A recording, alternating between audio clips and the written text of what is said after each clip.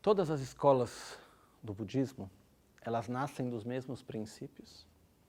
Porém, o que ocorreu foi que, no que o budismo foi sendo transmitido nas várias culturas, nas várias partes do mundo, ele foi se adaptando a cada cultura. E é por isso que, se a gente for olhar, é mais conhecido como budismo tibetano, budismo japonês, budismo coreano, budismo do sudeste asiático, que normalmente é conhecido como Theravada. Mesmo assim, tem várias diferenças entre cada país. O budismo Theravada do Sri Lanka e da Tailândia já tem diferença entre eles também. Mas são principalmente diferenças culturais, em alguns aspectos filosóficos também. A base é a mesma, o fundamento é a mesma. Porém, no decorrer dos séculos, porque cada uma dessas tradições se desenvolveram num contexto hermético, totalmente separada das outras.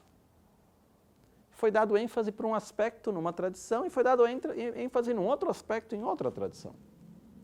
Isso nos traz uma riqueza hoje de ter várias tradições, né?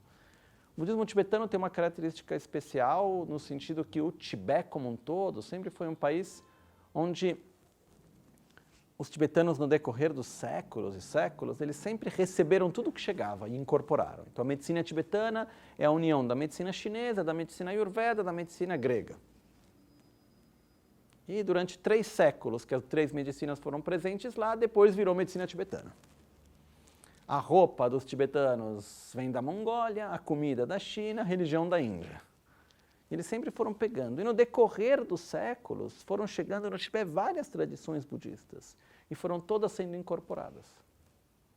Então o budismo tibetano, ele tem hoje tanto a parte filosófica, de uma forma super acadêmica, assim como era transmitido na Índia, na época do monastério de Nalanda e as grandes universidades monásticas que existiram na Índia, como eram 2 principais, Nalanda e Vikramashila.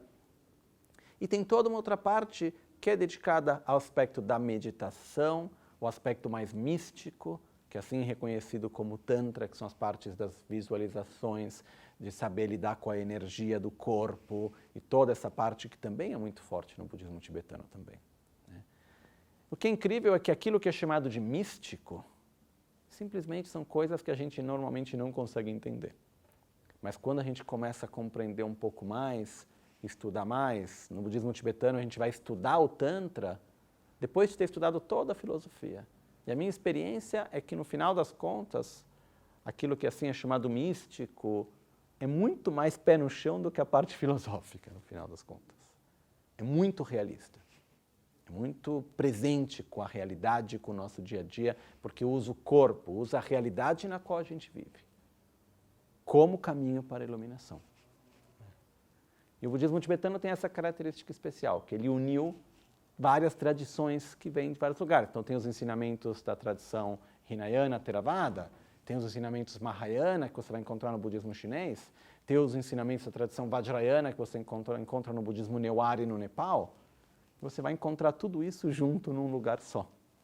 Isso é bastante especial, de uma certa maneira.